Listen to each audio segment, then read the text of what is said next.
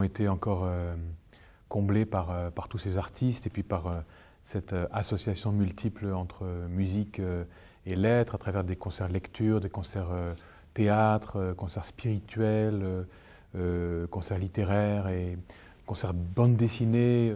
Les artistes aiment se rencontrer entre eux alors que dans leur vie professionnelle, artistique courante, ils n'ont que très peu l'occasion de se côtoyer, de travailler ensemble. Et le public lui-même est heureux de pouvoir les découvrir en compagnie d'autres artistes. Il y a souvent quelques appréhensions comme ça au départ et qui sont très très vite atténuées, voire annihilées par justement d'abord l'enthousiasme qu'ils peuvent avoir eux-mêmes de se rencontrer et puis aussi par les thématiques qui leur sont proposées et qui souvent donnent lieu à des moments de très fortes émotions et même, je dois dire, souvent uniques dans le cadre du festival.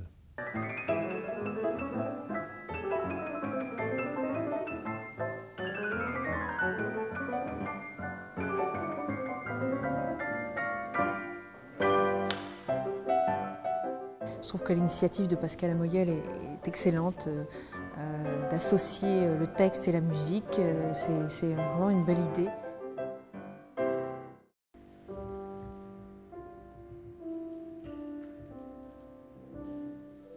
Elle ne savait pas, la mère, rien. Elle était sortie de la nuit de l'Éden, ignorante de tout, du grand vampirisme colonial, de l'injustice fondamentale qui règne sur les pauvres du monde. Pour avoir une concession fertile, il fallait la payer 2 fois. Une fois ouvertement au gouvernement de la colonie, une deuxième fois en sous. En échangeant avec moi et moi avec eux, je crois que chacun on s'est apporté quelque chose sur toujours le registre de l'émotion bien sûr, mais à travers ce texte très fort et très émouvant, je crois qu'on s'est chacun touché.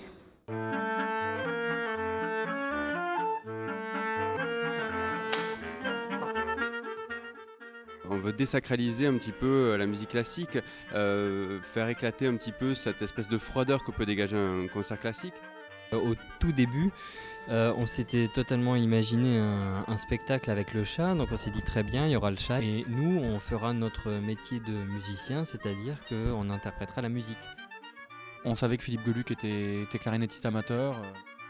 Finalement, le metteur en scène a su capter ce que l'on fait habituellement lors de nos concerts.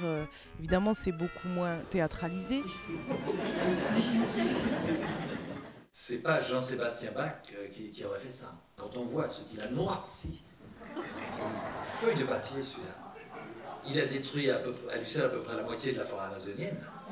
C'était très loufoque et donc très agréable. L'interaction entre la vidéo et puis le jeu des interprètes, je trouvais ça vraiment très bien, très ludique en tout cas. Aujourd'hui, l'interprète doit avoir le courage de faire découvrir une musique qui est ancienne au public, comme si c'était la première fois que le public pouvait l'écouter. De toute façon, on ne s'éloigne pas de ce qui était les rêves de l'art total qu'avait déjà Richard Wagner, par exemple. Mélanger les arts parce que la culture ne doit pas avoir de frontières.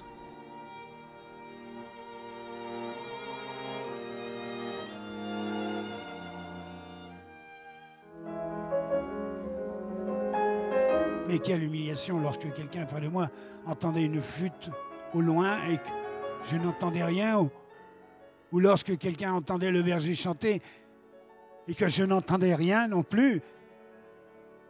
De tels événements m'ont poussé jusqu'au bord du désespoir. Il s'en fallut de peu que je misse fin à mes jours. Personnellement, j'avais l'impression d'avoir Beethoven à côté de moi ce soir. On a parfois du mal à aller au Festival d'automne parce que c'est toujours complet. Et puis ce soir, miracle, j'ai assisté à une séance magnifique. On a trouvé que Richard Bohringer était très incarné, très touchant.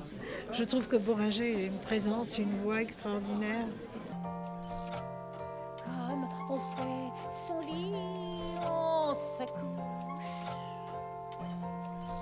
Personne ne viendra vous border.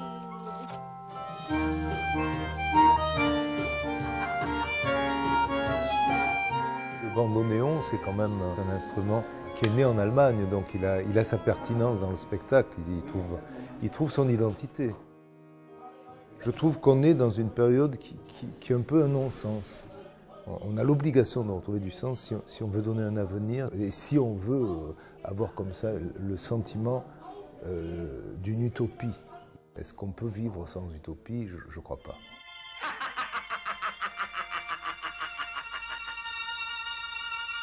Au début, j'avais un petit peu peur parce que je me suis dit Brecht, etc. Je ne savais pas trop dans quoi je m'embarquais.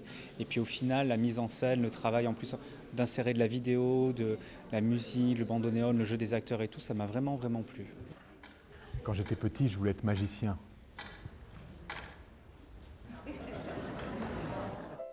C'était quelqu'un, mon grand-père. Il a sorti d'un carton un vieux 33 tours. Ça ressemblait à de la magie. Mais ce que je voudrais vous raconter, c'est mon Liszt. Et mon Liszt à moi, il commence par Franz, à 7 ans, chez lui, avec son père. Franz, écoute-moi attentivement. Tu sais que Beethoven n'a plus son ouïe d'antan. Et il faudra communiquer par petits bouts de papier, seulement s'il te pose une question. Nous allons rencontrer Dieu. Pour nous, les pianistes, Franz Liszt, c'est l'idole, en fait, parce que c'est notre ancêtre à tous les pianistes.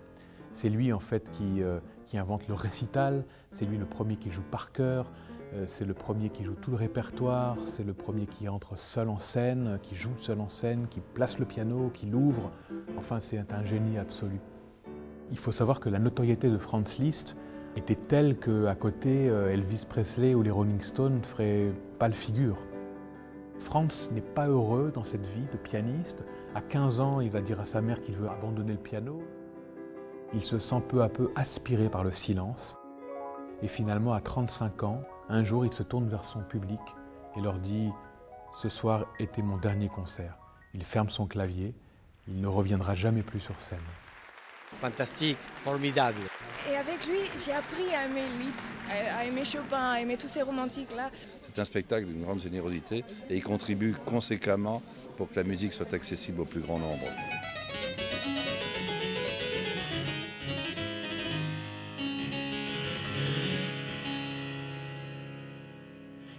Le roi lui fit donner un couvert, mais il n'eut pas moyen de lui donner un étui d'or massif comme aux autres. Parce que l'on n'en avait fait faire que 7 pour les 7 Phéus. Je veux manger ce soir à mon dîner la petite aurore.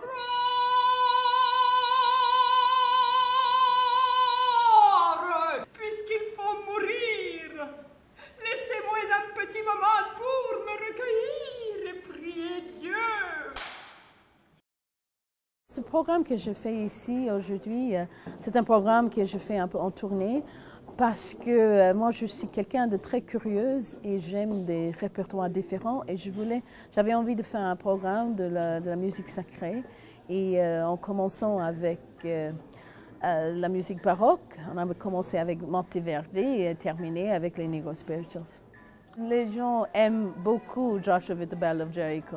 Ils le connaissent, ils ont chanté à l'école et ils ont envie même de le chanter avec moi et c'est ça qu'ils ont fait, pas chanter mais un peu, ils ont mis un peu le rythme pour la deuxième fois qu'on avait fait. C'est un plaisir d'être ici aussi, le public, c'est une écoute extraordinaire.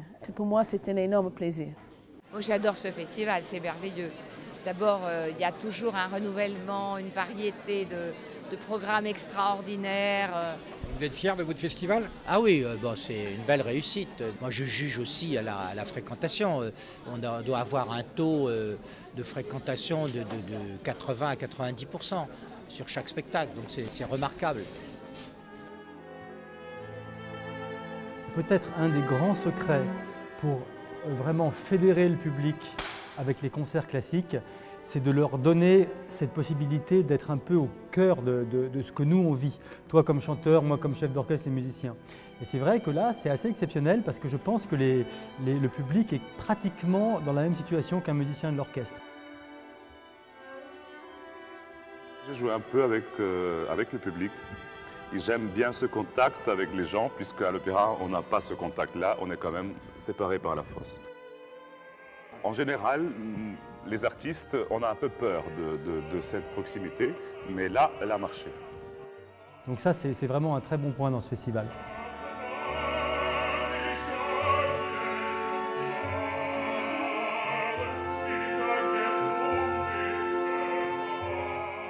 Les violons et la flûte, enfin accordés, se mirent à jouer et, tout à coup, Anna Sergeyevna et Gourov se sentirent pris de peur. Il leur sembla qu'on les regardait de toutes les loges.